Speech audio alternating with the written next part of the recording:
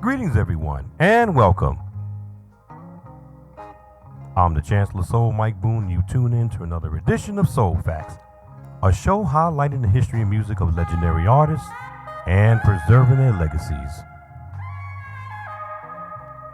In this edition features a lady who helped define the Chicago soul sounds of the 1960s and 1970s. Soul Facts Spotlight artist, the immortal Miss Betty Everett.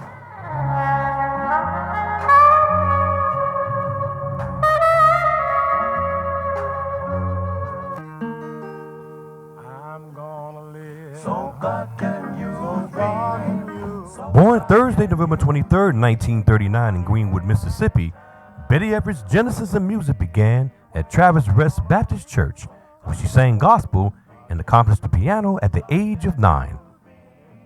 In early 1957, Everett moved to Chicago to live with her sister, who resided on the West Side. One night, Betty and her sister went to Mel's Hideaway. Bluesman Magic Sam was there and knew Betty could sing, so he asked her to get up on the stage and sing. The club owner Mel heard her and hired her on the spot. Everett also caught the attention of a talent scout from a local indie label called Cobra, founded by Eli Toscano and Howard Betno. With no deal made, Everett recorded 3 sides for the label. My Love, Back With, My Life Depends on You, released in 1957.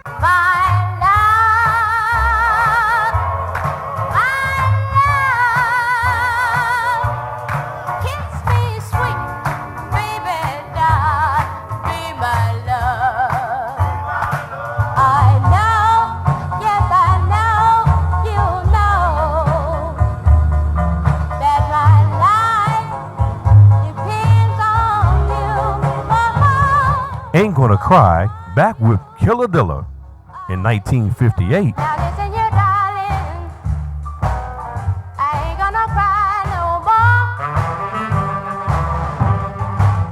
He's a killer dealer. Yes, he's a killer dealer. And with the Willie Dixon Band, I Weep No More, back with Tell Me Darling in 1959.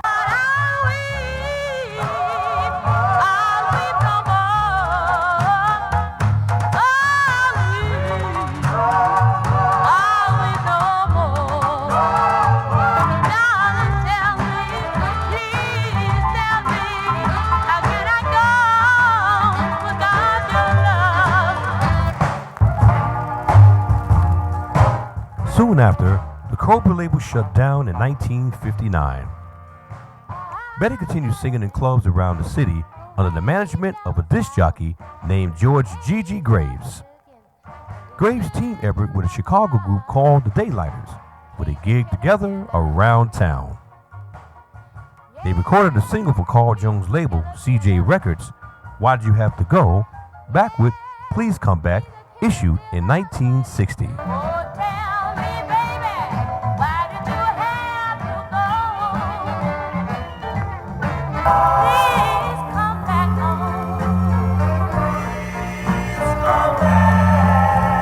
In 1961, Betty Everett recorded solo, along with Earl Hooker and Ike Perkins All-Stars with Happy I Long to Be, back with Your Loving Arms.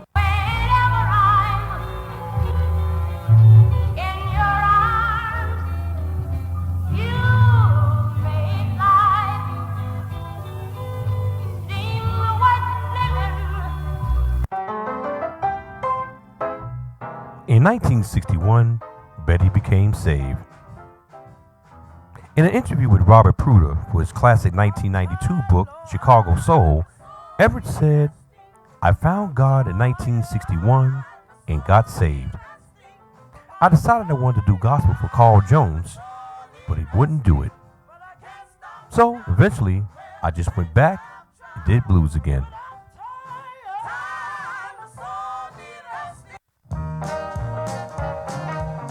Betty Everett's next association was with independent record producer Leo Austell. Austell heard Betty's record on the CJ imprint called Happy I Long to Be and knew that she was a tremendous singer. Austell met Everett through a guy named Big Jack. Jack took Leo over to her home on the west side of Chi-Town, Chicago. After their meeting, Austell learned that Betty didn't have a contract with CJ Records and that she was interested in signing with him. Leo Austell became Everett's manager and producer. Betty recorded 4 songs for Austell in 1961. Your Love Is Important to Me, back with I Got a Claim on You, originally released on his Renee label in 1962. I know your love is important to me. I got a claim on your baby. Got a claim on your baby. I got a claim on your baby, and I'm never gonna let you go. I'll Be There, back with Please Love Me in 1963. And I'll be there. Please love me as I love you. Yes, I'm crying and begging you. When record mogul George Leaner launched his wonderful label in March of 1962, he leased all the 4 Everett sides from Leo Austell for $500.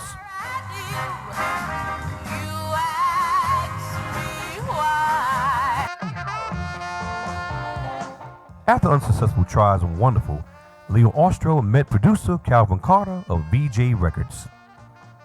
Carter liked Betty's voice, and the label signed her instantly. Everett's first release on Vee-Jay was Prince of Players, back with By My Side in 1963, but failed to gain any sales. They call you the Prince of Players. You play a lover's part so well.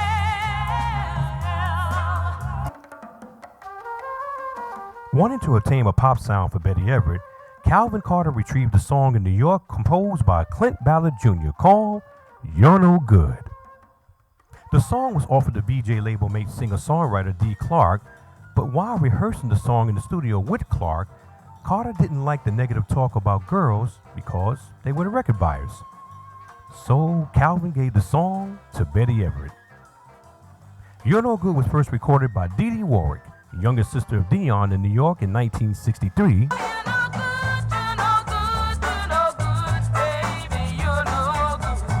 While Betty recorded the song in Chicago shortly afterwards.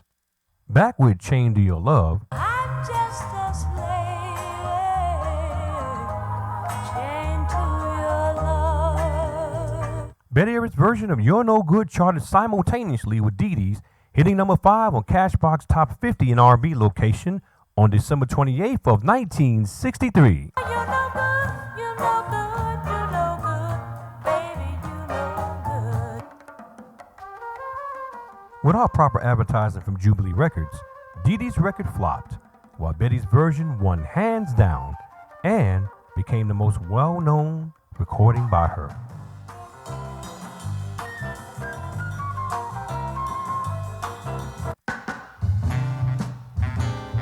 Calvin Carter said that during the playback of Everett's track, Vee-Jay label mates the Dells were sitting on a wooden platform where the string players would sit, just stomping their feet on this wooden platform to the beat of the song as it was playing back. Carter told the engineer, "Hey, let's do that again and let's mic that foot sounds," because it gave a hell of a beat. So we did just that, and boom. The Dells contributed the background rhythm of You're No Good by stomping their feet on the wooden platform in the studio. You're No Good was later covered by the UK's Swingin' Blue Jeans, charting number 3 in the UK in the summer of 1964, Barbara West in 1968 on Ron Records, and pop singer Linda Ronstadt, who closed the live shows with it in early 1973. Ronstadt recorded her LP Heart Like a Wheel in 1974 and added You're No Good as a last resort. Linda Ronstack's version became the most successful cover, charting number 1 on Billboard's Hot 100 in February 1975. Sadly, You're No Good songwriter Clint Ballard Jr. died in his home in Denton, Texas on Wednesday, December 23, 2009. He was 77 years old.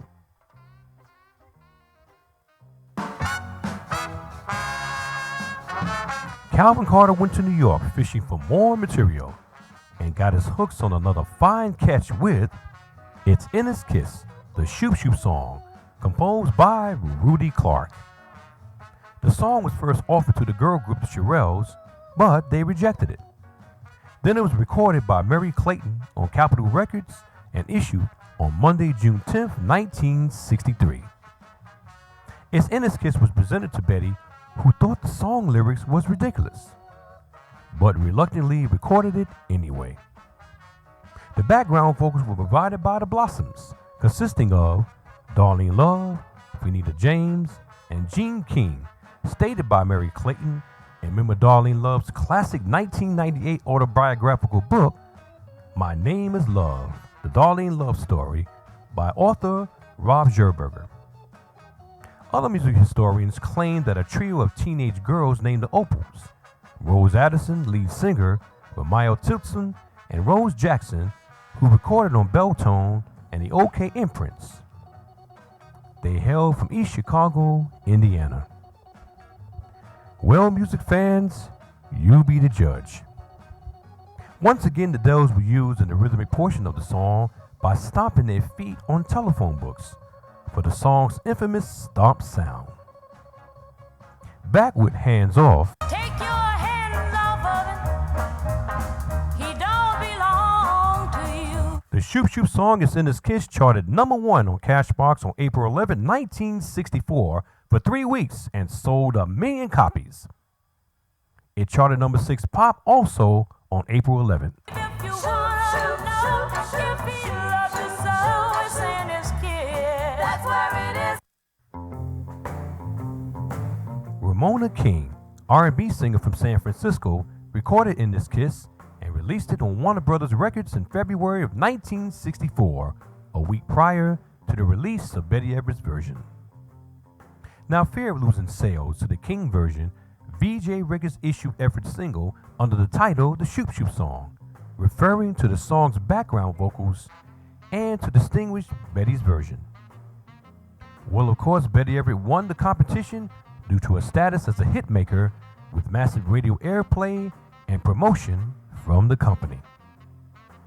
Other cover versions of the Shoop Shoop Song include a UK disco hit in 1975 by Linda Lewis, produced by Bert Dickertay and Tony Sylvester of the R&B pop group The Main Ingredient, with featured background vocalists Denise Williams and Luther Vandross. Cher, whose cover version was the most successful, was issued on Geffen on November 7, 1990. The song was featured in her 1990 movie and soundtrack, Mermaids.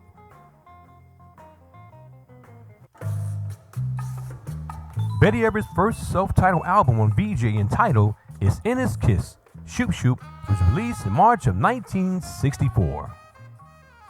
To capitalize on Betty's Vee-Jay success, Dottie Records reissued one of her classic sides from Cobra Records, I'll Weep No More, back with Tell Me Darling, with no chart avail. Betty performed the Shoop Shoop Song on ABC TV's American Bandstand with an exclusive interview with host Dick Clark in 1964. Nice to have you here. Where's your home? My home's in Chicago. Was I right? I said something about 7 years. You've been singing that long? That's right, about 7 years. Have you ever had a record as big as this one? You're no good. Just prior to this one. Yeah, I know that was big, but isn't this bigger yet? No. It isn't just. This one is larger than You're No Good, I think. Oh, well, that's what I meant. It just felt like it was going to be a giant size. Vee-Jay issued more singles on Betty Everett with I Can't Hear You, written by Jerry Goffman and Carole King, back with Can I Get to Know You, also a hit recording for the Turtles in 1966, charting number 39 R&B Cashbox, July 11, 1964.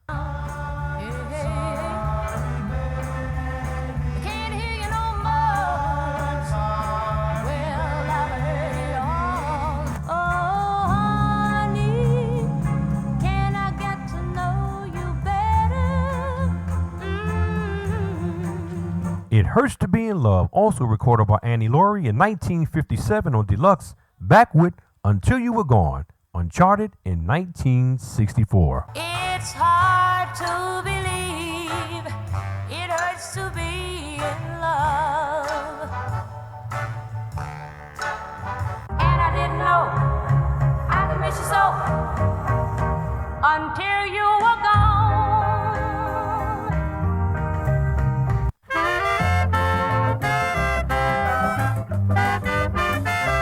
In early 1964, Vee-Jay recording artist Jerry Butler took a trip to the Bahamas along with his wife, Annette. One night they attended a nightclub where a local band had played a tune that had been a hit for the Everett Brothers. Now, Annette and Jerry couldn't get the tune out of their heads and sang it in harmony all the way to their hotel. The song was Let It Be Me.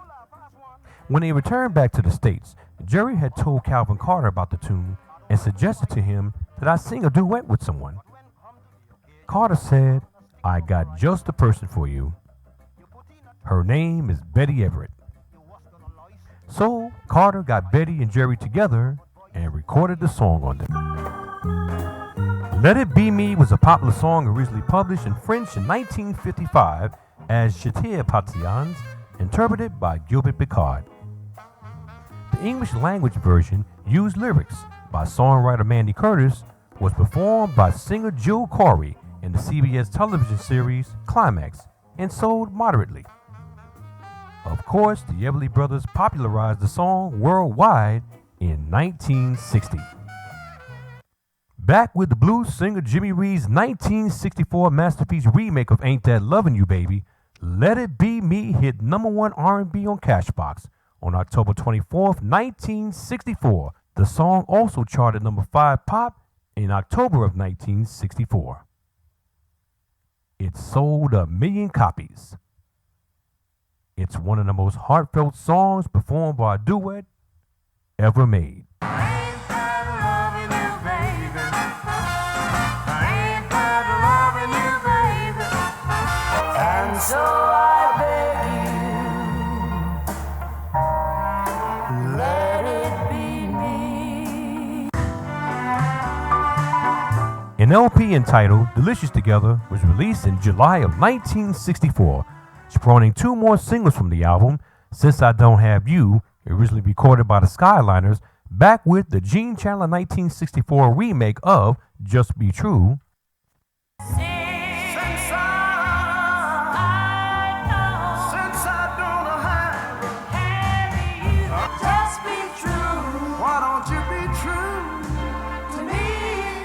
and the Little Willie John 1956 masterpiece, Fever, and the Temptations remake of The Way You Do the Things You Do, both uncharted releases. Fever.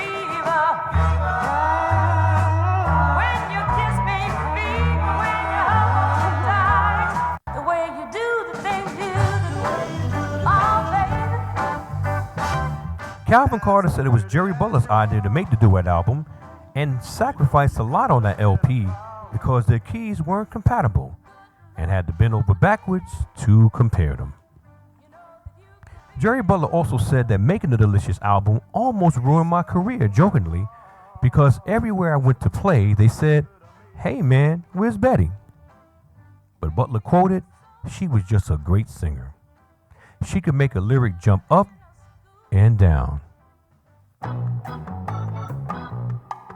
Betty and Jerry went back into the studio in October of 1964 and recorded their next single, the classic Charlie Chaplin song, Smile, back with Mickey and Sylvia's remake of Love is Strange, charting #16 R&B Cashbox in December of 1964.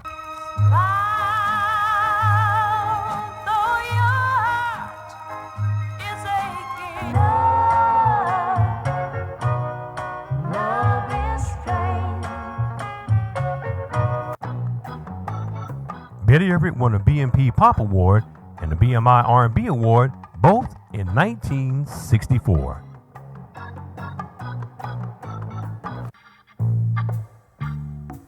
In 1965, Betty made a successful tour of the UK and also a brief appearance on the popular TV British show Ready, Steady, Go. Back home in the States, she appeared on once again the American Bandstand in a syndicated show called Upbeat. A rare compilation LP entitled Betty Everett and the Impressions was released in 1966.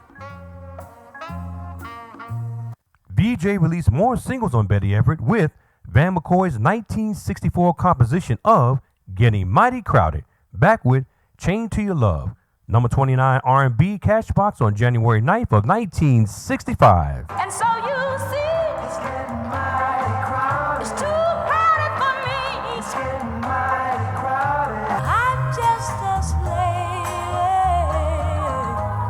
chained to your love. The Real Thing, a Nick Ashford, Valerie Simpson, Joe Armstead up-tempo song that was recorded also by Tina Britt on Eastern Records and the Chiffons on Laurie in 1965, back with Gonna Be Ready. Well, it looks to me like this could be the real thing. I'm gonna be ready when it comes.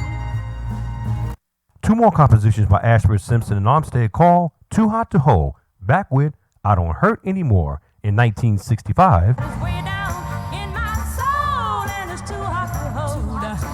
I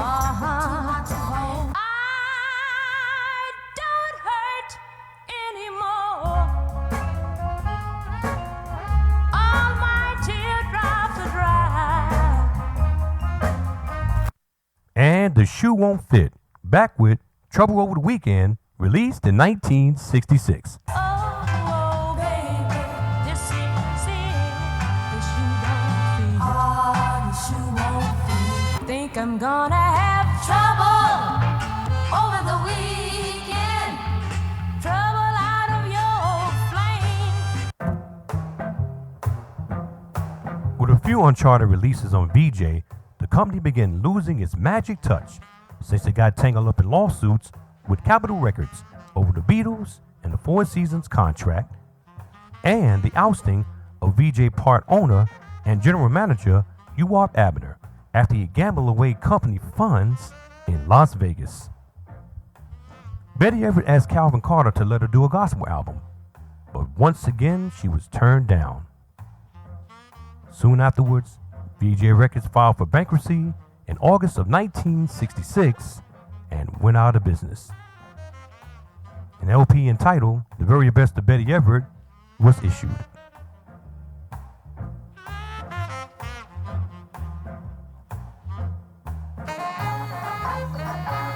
Betty Everett then moved to a major company, ABC Records, in June 1966 and joined Chicago producers Johnny Pate and Al Smith Productions. ABC issued 4 unsuccessful singles on Betty: In Your Arms, back with Nothing I Wouldn't Do, In your arms, heaven open its door. Baby, you see, there's nothing there I would do. Bye Bye Baby, the Mary Wells 1960 Motown classic, back with Your Love Is Important to Me, Bye, bye, baby. Well, I thought your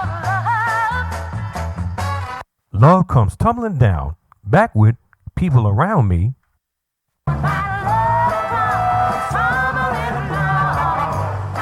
Oh, yeah, tumbling down. Oh, yeah. Oh, these people around me.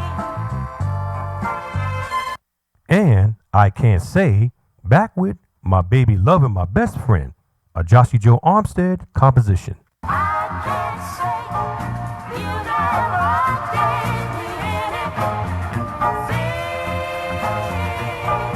Now my baby is loving my best friend. Yeah. All 4 singles released in 1967. Betty left ABC after a year and took a break from recording.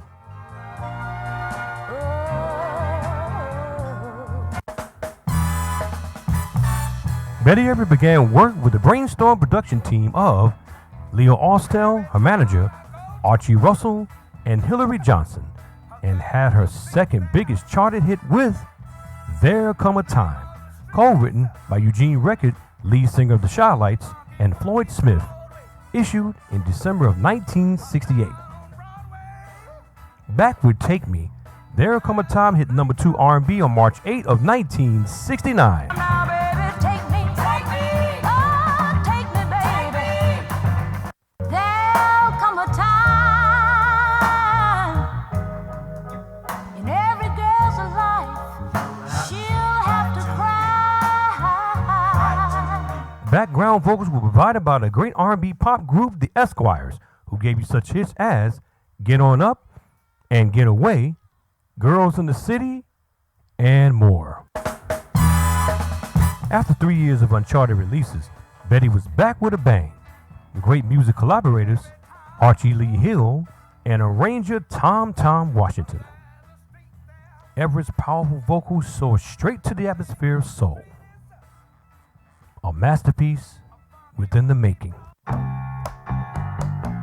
Throughout the years, Betty Everett made appearances across the country in various theaters, such as the Regal in Chicago, the Uptown in Philadelphia, the Howard in Washington, D.C., and at the world-famous Apollo Theater in Harlem, New York, beginning the weekend of Friday, March 14th, 1969, with a great soul lineup featured with Betty, David Ruffin, the Unifics, C and the Shells, who were formerly called the Sand Pebbles on Cala Records, and the Adlibs, who had a hit in 1965 with The Boy from New York City, who was with Van McCoy's label Cher, and had a hit on their own, the old Gladys Knight 1964 hit, Giving Up. I attended this show with my brother, and it was unbelievable. There Come a Time became the title of her new UNI album, charting number 44 on Billboard Soul LP in May of 1969. Other classic songs issued from the album as singles include I Can't Say No, back with Better Tomorrow Than Today, number 29 R&B on May 24th of 1969.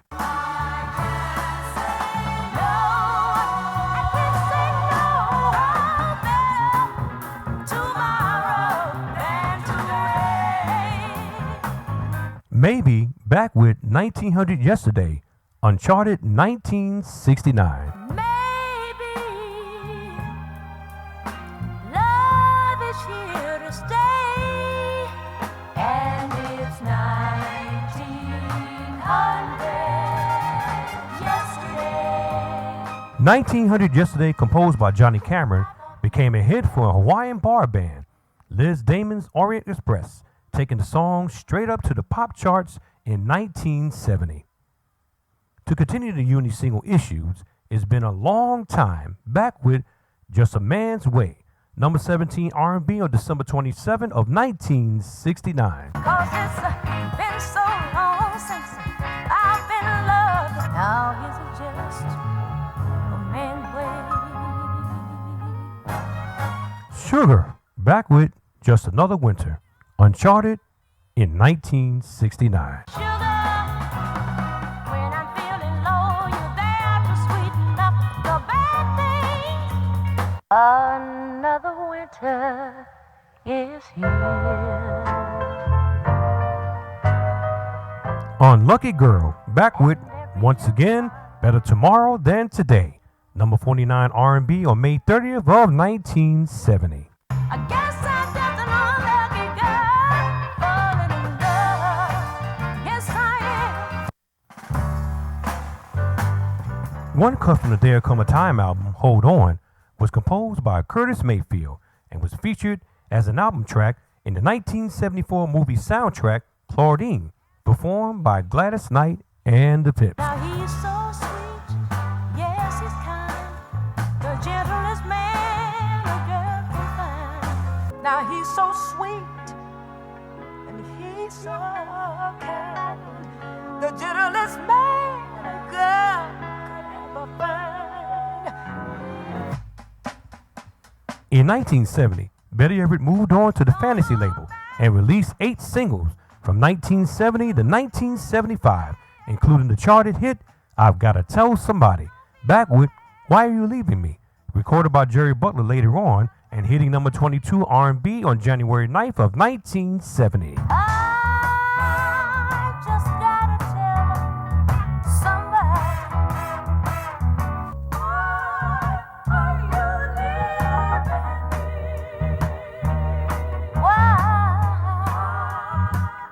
are you leaving? Ain't Nothing Gonna Change Me, back with What Is It? Number 32 R&B on May 15th of 1971. It ain't nothing gonna change. Ain't nothing gonna change. What is it?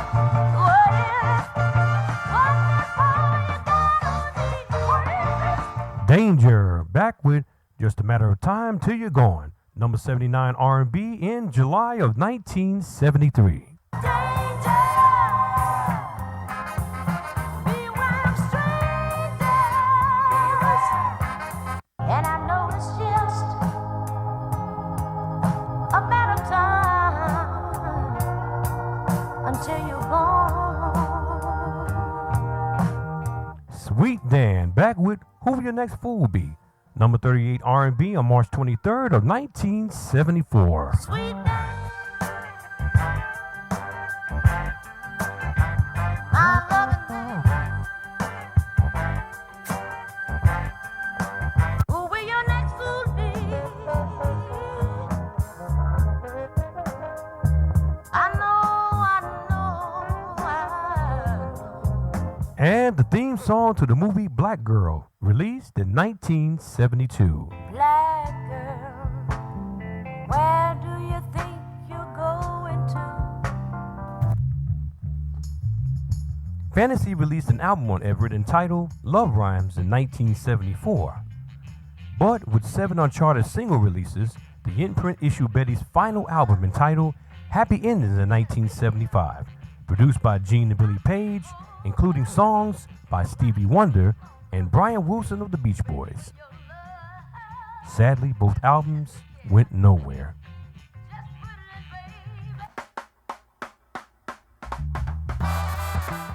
After another 3-year hiatus, Betty Everett cut 2 singles for Fred Foster's Soundstage 7 label, Hey Lucinda, back with My Love to Lean On, released in 1976, Hey, Lucinda, let me make it over here.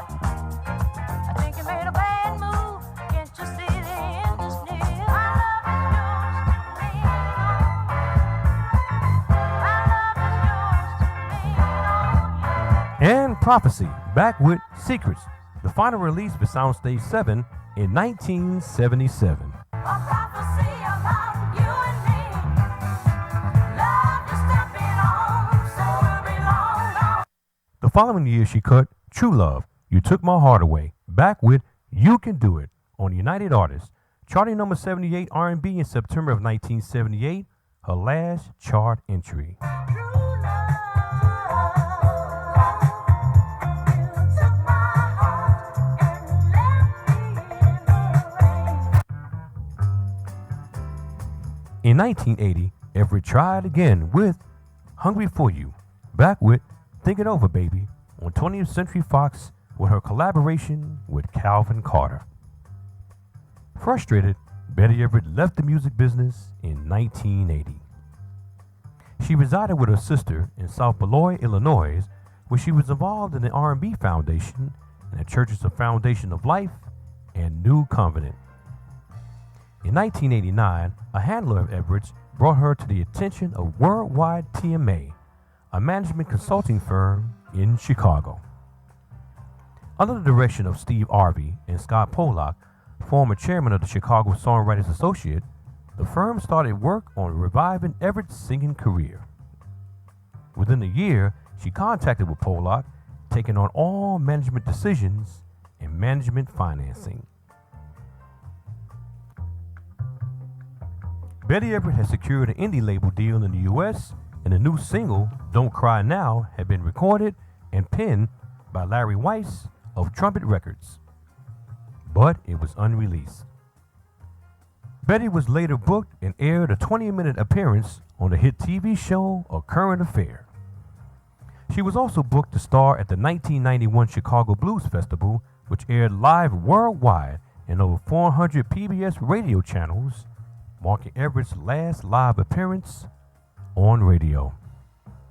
Later that year, 2 concerts were booked for consecutive weekends in late October 1991, one at Trump's Taj Mahal in Atlantic City, the other at the Greek Theater in Los Angeles.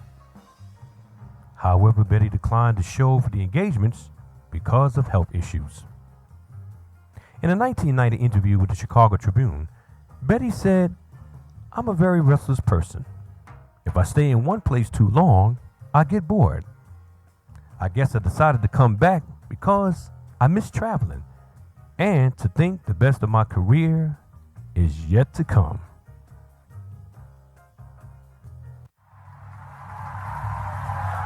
Betty Everett was inducted into the R&B Foundation's Hall of Fame in 1996, and 4 years later made her last public appearance on the PBS special Doo-Wop 51, along with a former singer partner and friend, Jerry Butler, where together they sang their 1964 masterpiece Vee-Jay hit, Let It Be Me. Their performance was showered with rave reviews about their brief reunion, where Everett brought down the house.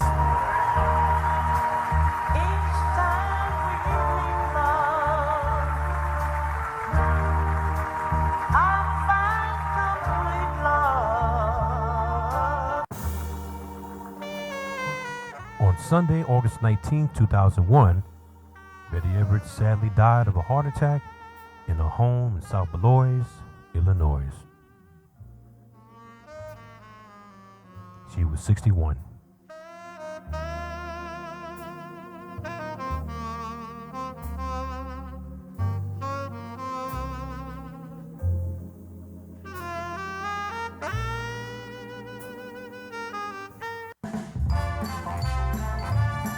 Betty Everett's gifted vocals had a rich tonality that expressed a certain quality, uniqueness, and an essence of talent that reached the inner souls of our being with feelings unexplainable.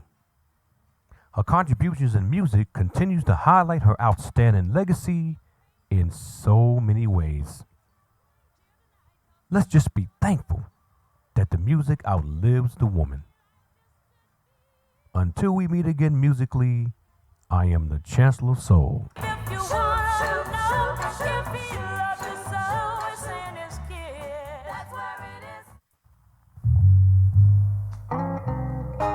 is. Soul Facts, a show written, created, produced, and copywritten by the Chancellor of Soul, Mike Boone. Soul Facts is a non-profit music presentation.